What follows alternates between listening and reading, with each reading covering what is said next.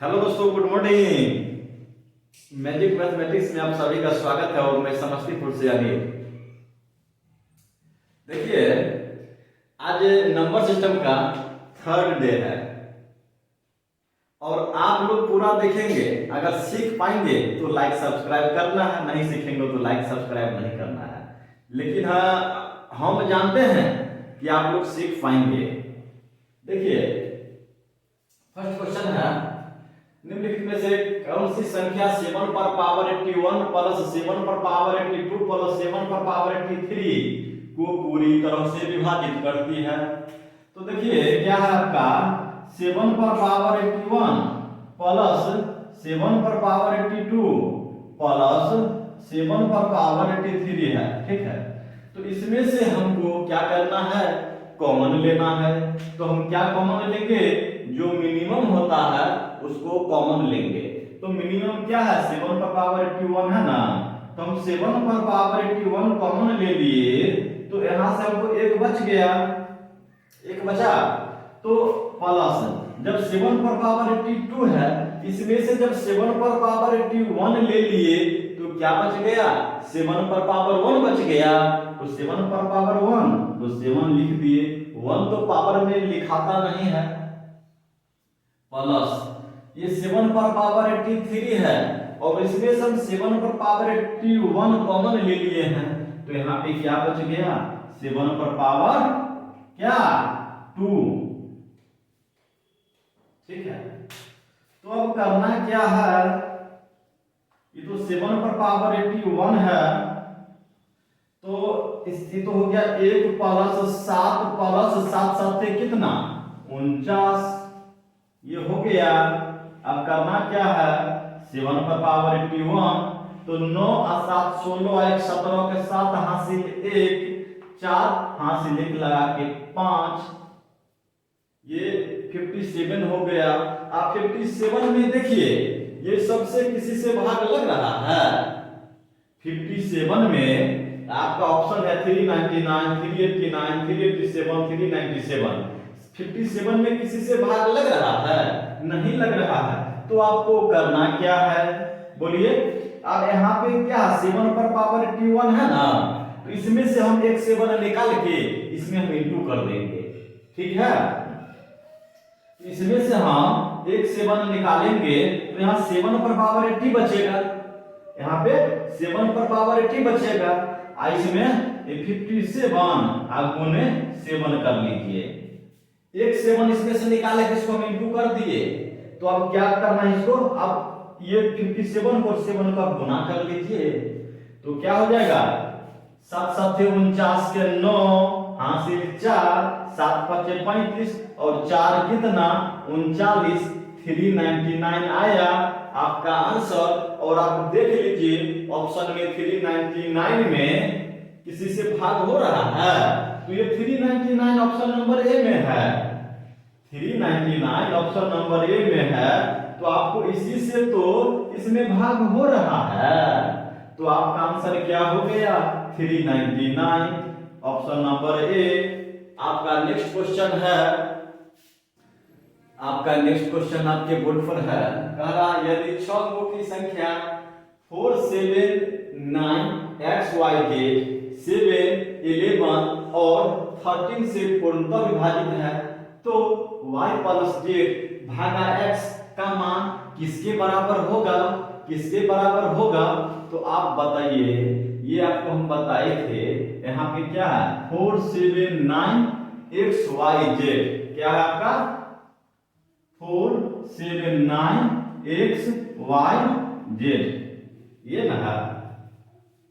तो आपको हम बताए थे क्या कि जैसे अगर 1001 हो गया गुने अगर 4 7 कुछ भी हम लिख सकते हैं, तो अगर इसको हम गुना करेंगे तो क्या होगा?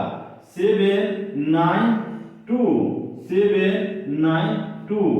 जब ये हम दो बार इसमें हम दोहरा दिए हैं, 7 9 2 को हम दो बार लिख दिए हैं, तो इसमें क्या होता है? 7 11 और 13 से पूर्णतः विभाजित होती है। 7, 11 और 13 से पूर्णतः विभाजित होती है। ये इस टाइप का क्वेश्चन हम बताए हुए हैं। देखिए यहाँ पे क्या है, 4 7 9 है ना, तो 4 7 9 को हम दोहरा देंगे, क्या हो जाएगा 4 7 9। जब 4 7 9 को हम दो बार लिख दिए हैं तो उसमें 7 11 और 13 से पूर्णतः विभाजित होगा। और हम यह भी बोल सकते हैं 7 11 और 13 4 7 9 का गुणनखंड है, ठीक।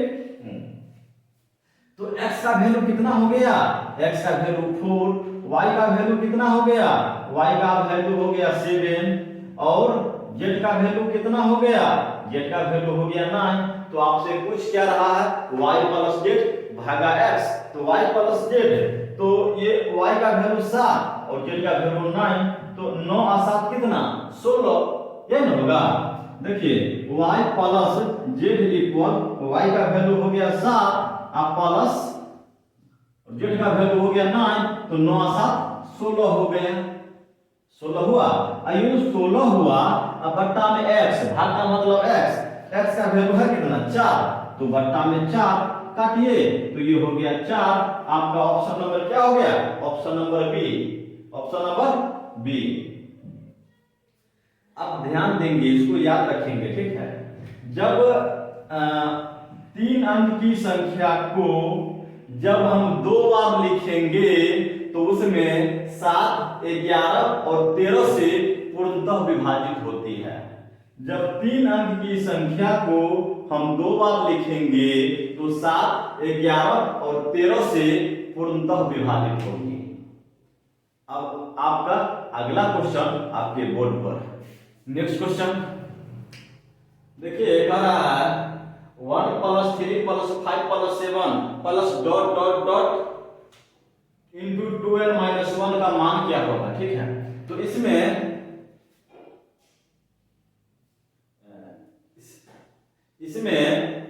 लास्ट संख्या क्या दिया हुआ 2n - 1 और इसमें फिर पदों की संख्या नहीं दिया हुआ है, ठीक है।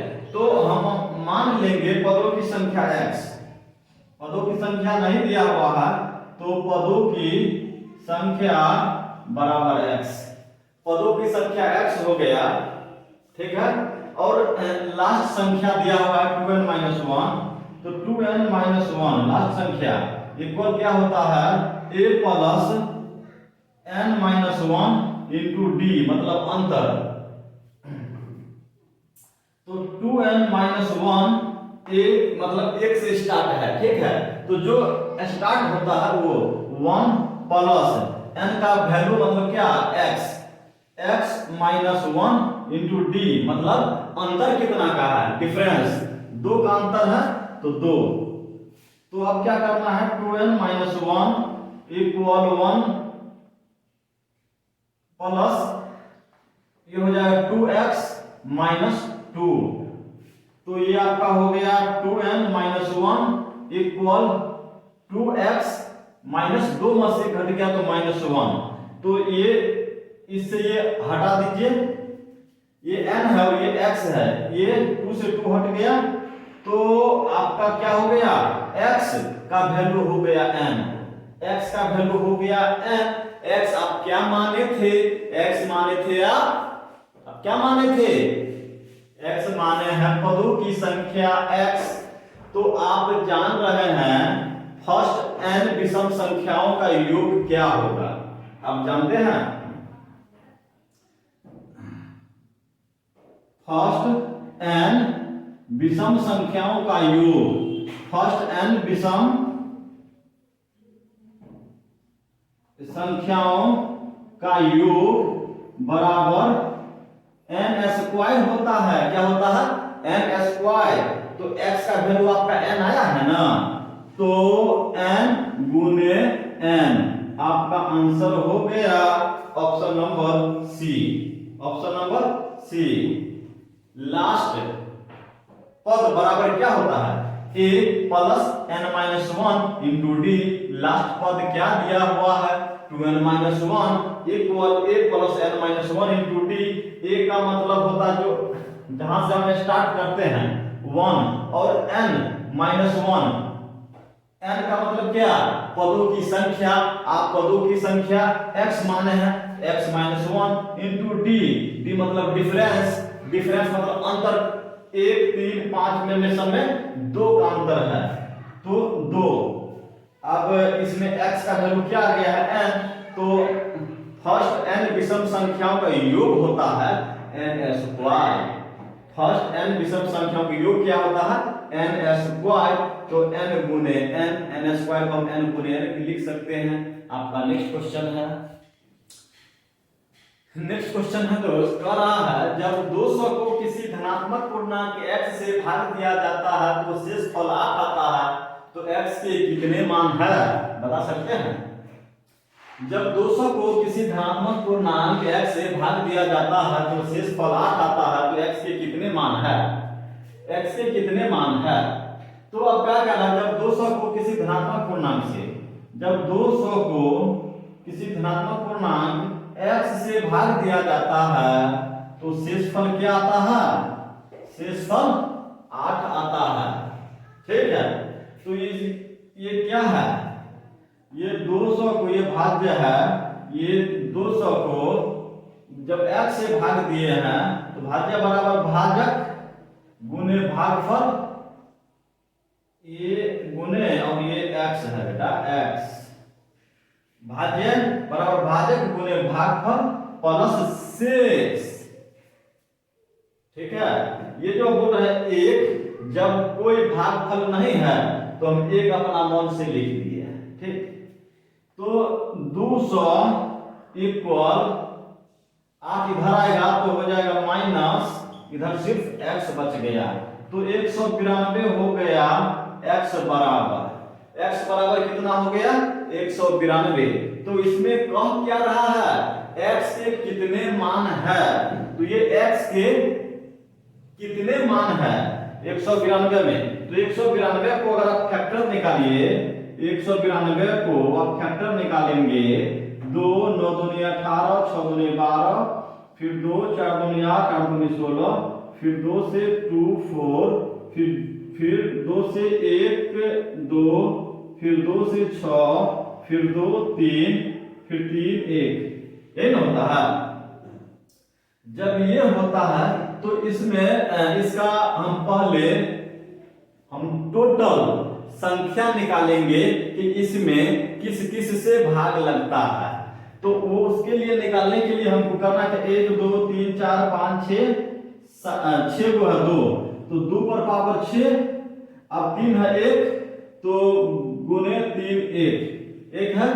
ठीक अब वो निकालना है हमको 192 में किस किस संख्या से भाग लगेगा।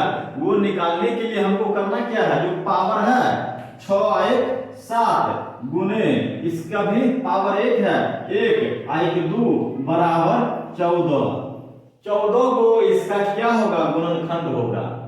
192 का गुणनखंडों की संख्या कितना 14 को होगा। तो 100 अब ये इसका जो हो गया पावर में 1 जोड़ देंगे। इसका भी हम पावर में 1 जोड़ के अगर 6 में 1 जोड़ेंगे तो 7 1 में 1 जोड़े तो 2 तो 7 दूनी 14 को गुणनखंड 192 का। तो टोटल मान हो जाएगा कितना 14। लेकिन इसका करना क्या है 1 से 192 में लगता है भाग उसका 2 से लगता है फिर 3 से लगता है 2 दूनी 4 से लगता है 3 दूनी 6 से लगता है और 2 दूनी 4 दूनी 8 से लग जाएगा इसमें। ठीक है तो 1 2 3 4 5 6 8 तक हम इसलिए लिखे हैं कि शेषफल 8 है। अब जो भी इससे आगे आएगा वो 8 से ज्यादा होगा। जो भी अब इससे आगे आएगा वह 8 से ज्यादा होगा। जैसे क्या 12 हो गया 16 हो गया 24 हो गया आया ना 8 से ज्यादा। तो 1 2 3 4 5 6 गो हो गया। अब ये 6 गो संख्या हम 14 गो संख्या में से घटा लेंगे। तो जब 14 में से 6 घट गया तो 8 गो होगा, x का 8 मान होगा, ऑप्शन नंबर सी। x का 8 मान होगा, ऑप्शन नंबर सी। अगर आप लोग नहीं समझे हैं तो फिर दोबारा पूछिएगा, फिर दोबारा पूछ सकते हैं। अगर नहीं समझे तो फिर दोबारा पूछ सकते हैं, फिर दोबारा बताएंगे। बात समझ में आया? 192 को फैक्टर निकालेंगे, मतलब क्या, 192 को फैक्टर निकालेंगे, वो हमको फिर क्या निकलेगा, गुणनखंड की संख्या निकलेगा। गुणनखंड की संख्या 14 है। 192 में 14 संख्या से भाग लगेगा। जैसे 1 से लगेगा, 2 से लगेगा, 3 से लगेगा, 4 से लगेगा, 6 से लगेगा, 12 से लगेगा, 8 से लगेगा, 12 से लगेगा, 16 से लगेगा और 24 से लगेगा, और आगे भी है, 48 से लगेगा और 96 से लगेगा, 192 से लगेगा। इस प्रकार उससे 14 संख्या से भाग लगेगा। हम टोटल इसलिए निकाल लिए कि मिस्टेक हो सकता है, बीच में एक आध गो संख्या छूट सकता है, तो एग्जाम में आंसर सही नहीं आएगा, गलत आएगा। इसीलिए हम गुणनखंड की संख्या निकाल लिए। और 8 तक हम इसलिए लिखे हैं, 8 तक हम इसलिए लिए कि शेषफल मेरा 8 है, भाजक से शेषफल ज्यादा नहीं होना चाहिए, भाजक से शेषफल ज्यादा नहीं होना चाहिए, इसीलिए हम 8 तक लिए हैं। अगर हम 8 से ज्यादा लेंगे तो भाजक से तो शेषफल ज्यादा हो जाएगा ना, इसलिए 8 तक लिए। आपका नेक्स्ट क्वेश्चन देखिए दोस्तों, कह रहा है 192 के गुणनखंडों की संख्या निकाले। 192 के गुणनखंडों की संख्या निकाले। अगर 192 के हम गुणनखंड की संख्या निकालेंगे तो पहले 192 को गुणनखंड के रूप में लिखेंगे।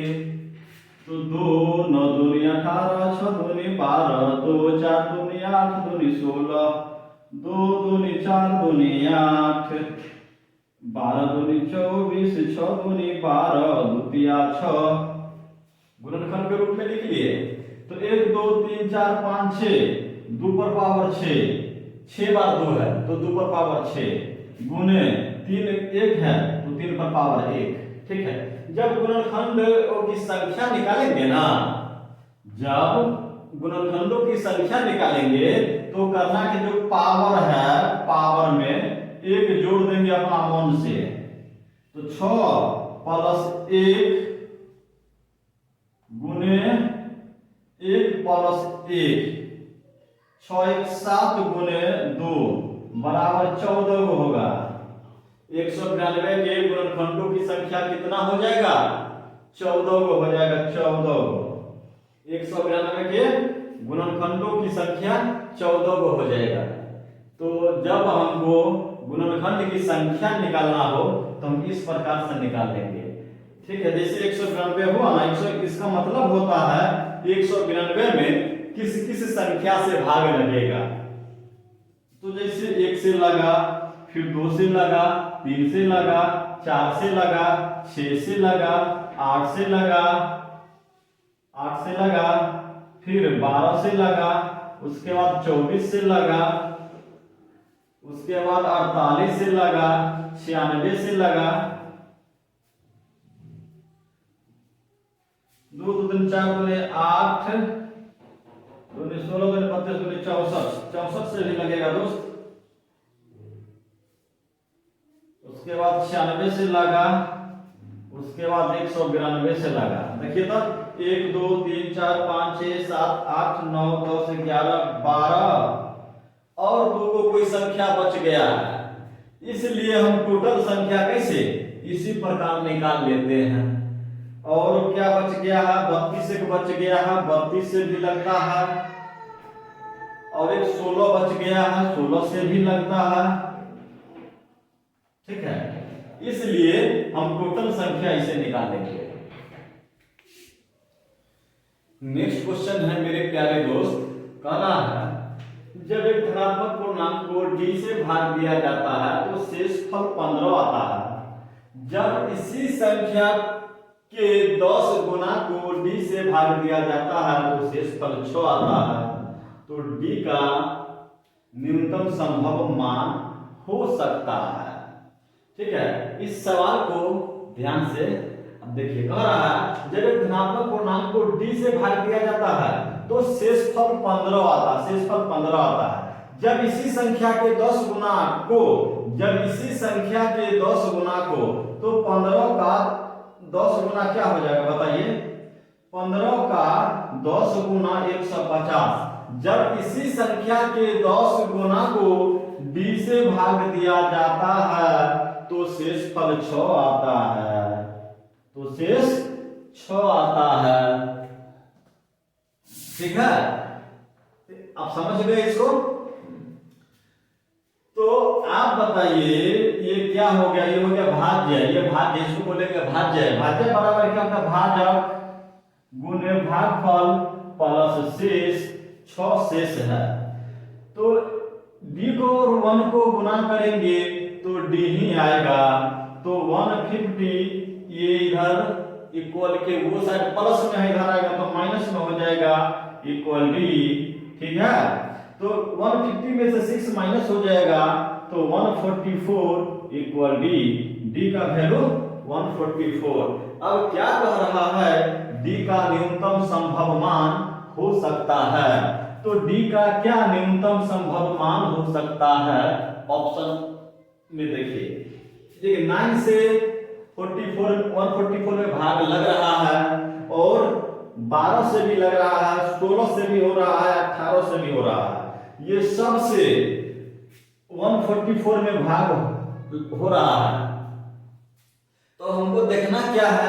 ये क्या है? 15 है। 15 आपका शेष आता है और भाजक से शेषफल ज्यादा नहीं होना चाहिए। भाजक से शेषफल ज्यादा नहीं होना चाहिए। ठीक है, तो d क्या है? d भाजक है। d क्या है? d भाजक है। तो ये 9 है, 9 को अगर भाजक है तो ये आपका शेषफल ज्यादा हो जाता है 15। फिर यहाँ पे 12 है, अगर 12 से भाग देते हैं तो शेषफल 15 ज्यादा हो जाता है। ये 16 है, ये 16। ठीक है, ये 16, तो 16, तो d का न्यूनतम वैल्यू क्या हो जाएगा? 16 हो जाएगा। ठीक है, d का न्यूनतम वैल्यू 16 हो जाएगा। अगर d का वैल्यू अगर 9 रखते हैं तो शेषफल ज्यादा हो जाएगा। फिर 12 रखेंगे फिर भी शेषफल ज्यादा हो जाएगा। फिर 16 रखेंगे तो शेषफल ज्यादा नहीं होगा। तो ठीक है, d से जैसे अगर यहाँ पे आप d रखते हैं, d रखते हैं हम कितना? 16। तो अगर 16 से 150 में भाग देते हैं, 16 से 150 में भाग देते हैं तो इसका शेष देखिए 6 आता है 150 में। अब 16 से भाग दीजिए तो शेष आपका 6 आएगा। 16 नामा 144 प्लस 6 150, शेषफल 6 आया ना, इसीलिए आपका आंसर हो जाएगा सी, ऑप्शन नंबर सी 16। आपका नेक्स्ट क्वेश्चन है, कह रहा है मान लीजिए कि x 4 अंकों की एक संख्या है जिसे 2, 3, 4, 5, 6 और 7 से भाग देने पर हर स्थिति में शेषफल 1 आता है। यदि x का मान 2800 से 3000 के बीच है तो x के अंकों का योग क्या है? देखिए अगर इस टाइप का क्वेश्चन रहे तो 2, 3, 4, 5, 6 और 7 का हम एलसीएम लेते हैं तो कितना होता है? 2, 3, 4, 5, 6 एंड 7 का अगर एलसीएम लेते हैं तो एलसीएम कितना होता है? 2 से 1, 3, 2, 5, 3, 7। ठीक है, उसके बाद फिर क्या करना है? 3 से 1, 3, 1, 3, 1, 2, 5, 1, 7। अब तो नहीं लगेगा, 3 दूनी 6, 2 12, 5 60 और 7 42 420, एलसीएम कितना हो गया 420,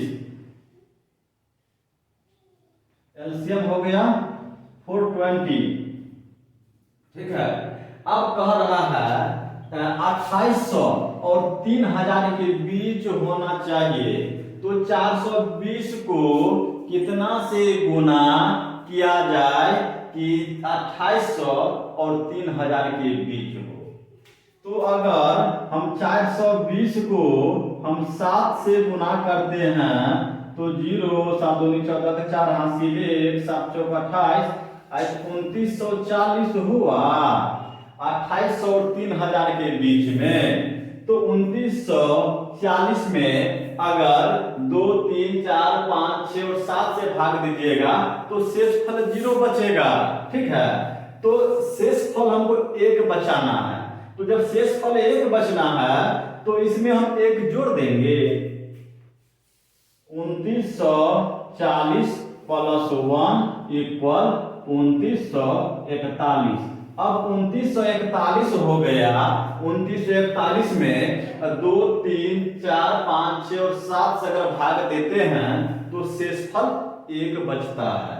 अब ध्यान रखिएगा, ये सबका एलसीएम तो 420 हो गया, ये सबका एलसीएम 420 हुआ ना, तो जब ये सबका एलसीएम 420 हुआ तो 420 में 2 3 4 5 6 और 7 से भाग देंगे तो शेषफल 0 बचेगा, मतलब भाग इसमें हो जाएगा। 2 3 4 5 6 और 7 से भाग देंगे तो भाग लगेगा।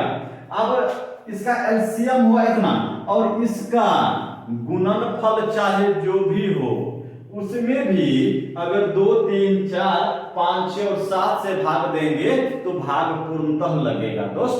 ठीक है, तो 442 का गुणनफल हुआ क्या 2940, तो 2940 में भी 2 3 4 5 6 और 7 से पूर्णतः भाग लगेगा।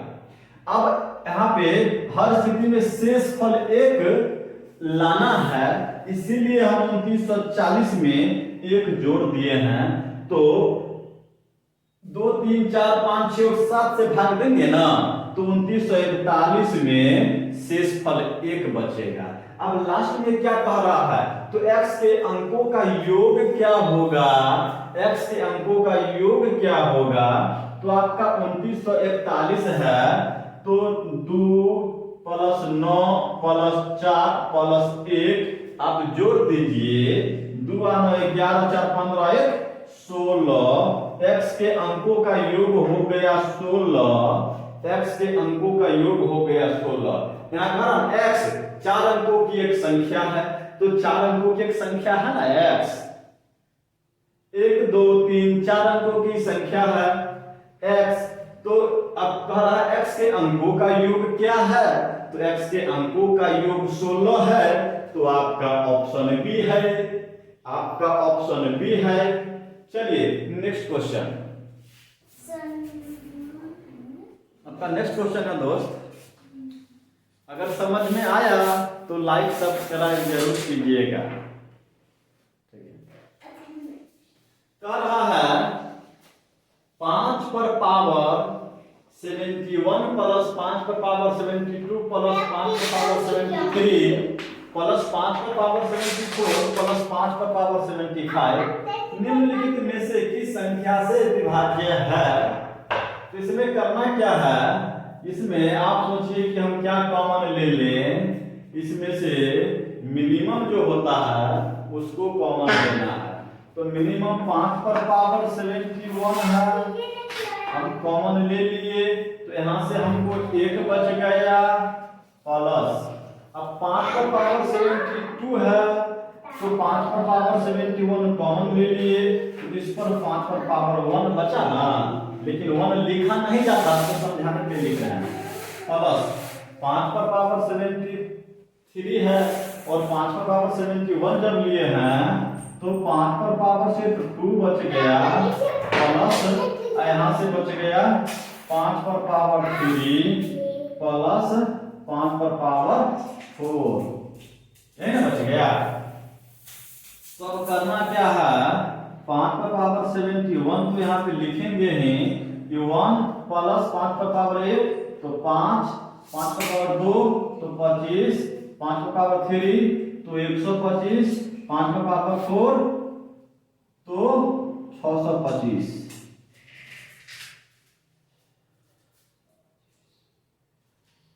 ठीक है। अब करना क्या है, 5 का पावर 71, 1 5 6 अब 5 11 अब 5 16 अब 5 16 5 21 के 1 हासिल 2 2 आ 2 4 आ 2 6 आ 2 8 6 आ 1 7 781 हो गया। क्या हो गया? 781। अब इसमें से आप देख लीजिए कि किससे 781 में भाग लगता है। जिस संख्या से आपको 781 में भाग लगेगा वही आपका आंसर हो जाएगा। तो 71 से पहले देख लीजिए, इससे तो होगा ही नहीं। अच्छा हो सकता है, देखिए पहले इसे हम देख ले रहे हैं। ठीक है, 71 से अगर 71 से 781 में भाग देते हैं तो क्या होता है? 71 7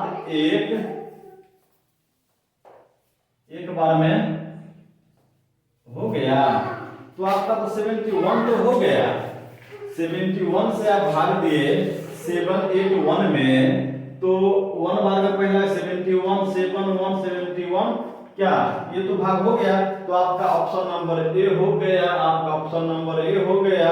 लेकिन आप 69 से भी देख लीजिए। ठीक है, 69 से भी भाग देखिए तो इससे हो रहा है क्या?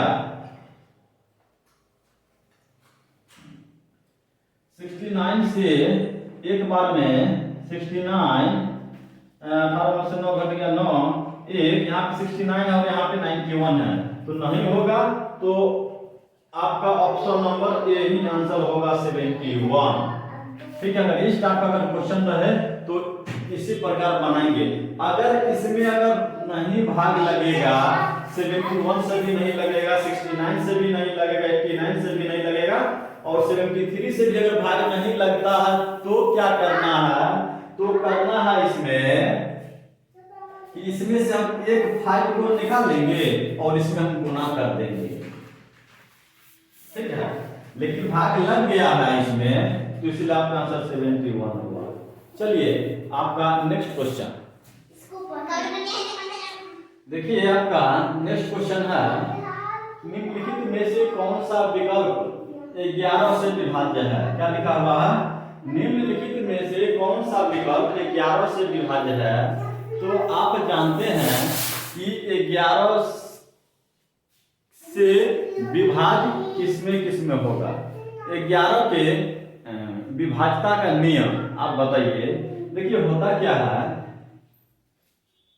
सम स्थानों के अंकों का योग और विषम स्थानों के अंकों का योग का अंतर 0 हो या 11 का गुणज हो। सम स्थानों के अंकों का योग और विषम स्थानों के अंकों का योग का अंतर 0 हो या 11 का गुणज हो तो उसमें 11 से विभाज्य होगा। देखिए इसमें सम स्थान, तो सम स्थान वाला को पहले हम विषम स्थान वाला को देख लेते हैं। 1 और 1 2 और 2 4 हो गया विषम स्थान। ठीक है, यानी 2 + 1 + 1 बराबर 4, ये हो गया विषम स्थान का। ठीक है, विषम स्थान। और सम स्थान वाला को हम देख लेते हैं। सम स्थान में 7 और 8 कितना, मतलब 8 + 7 बराबर 15। तो ये हो गया विषम स्थानों का योग 4, सम स्थानों का योग 15। 15 और 4 का अंतर कितना? 15 और 4 का 15 - 4 बराबर 11। तो अभी हम बताए हैं सम स्थानों के अंकों का योग और विषम स्थानों के अंकों का योग का अंतर 0 हो या 11 का गुणज हो। तो 11 आया, 11 आया तो इसमें 11 से पूर्णतः भाग लगेगा। ठीक है, 28 171 में 11 से पूर्णतः भाग लगेगा ऑप्शन नंबर ए। और अब बी को ट्राई करते हैं, ठीक है, चेक कर लेते हैं बी को भी। बी में 11 से भाग होता है या नहीं। तो पहले हम विषम स्थान को देख लेते हैं, ठीक है। किसको देखेंगे? विषम स्थान वाले को। विषम स्थान वाले को देखते हैं 7 और 6 13 और 2 15। अब सम स्थान वाला को देख लेते हैं। सम स्थान वाला को 7 और 6 13। ये दोनों का अंतर बताइए कितना हो गया? 2 हो गया। तो ये 0 भी नहीं हुआ और 11 का गुणज भी नहीं हुआ, तो बी में तो होगा ही नहीं। अब सी को देख लेते हैं 7 8 15 और 2 17। 17 हो गया। विषम स्थान का सम स्थान करना है 10 हो गया, इसका अंतर 7 हो गया, सी भी नहीं होगा। अब बी को देख लेते हैं 6 1 7 2 9 और 8 और 9 17। ये दोनों का अंतर कितना हो गया? बोलिए 8 हो गया। तो सी भी मतलब ये भी नहीं होगा, तो इसका ऑप्शन नंबर ए।